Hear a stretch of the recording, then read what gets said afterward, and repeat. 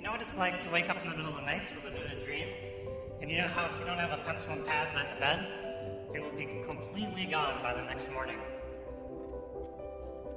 I had one of those dreams when I was 23. When I suddenly woke up, I was thinking, what if we could download the whole web and just keep the links? And I grabbed a pen and started writing. Sometimes it's important to wake up and stop dreaming. I spent the middle of that night scribbling out the details and convincing myself it would work. Soon after, I told my advisor, Terry Winograd, it would take a couple of weeks for me to download the web. He nodded knowingly, fully aware it would take much longer, but wise enough not to tell me. The optimism of youth is often underrated. Amazingly, at that time I had no thoughts of building a search engine. The idea wasn't even on the radar. But much later, we happened upon a better way of ranking, and we made a really great search engine and Google was born. When a really great dream shows up, grab it.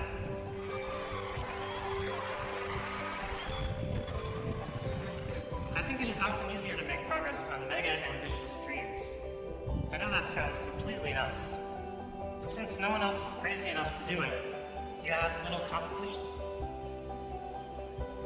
In fact, there's so few people this crazy that I feel like I know them all by first name.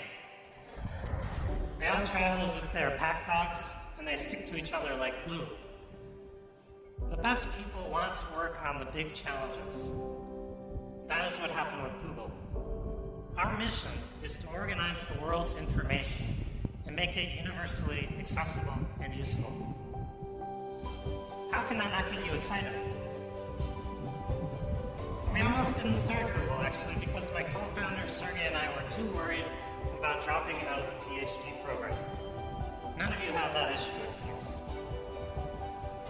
You are probably on the right track if you feel like a sidewalk worm during a rainstorm. That is about how we felt after we maxed out 3 credit cards buying hard disks off the back of a truck. That was actually the first hardware for Google. Parents and friends, more credit cards always help.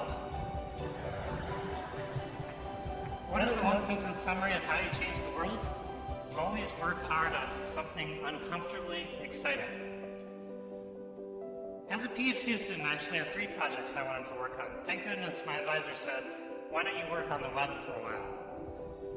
He gave me some seriously good advice because the web was growing with people and activity, even in 1995. Technology, and especially the internet, can really help you be lazy. Lazy?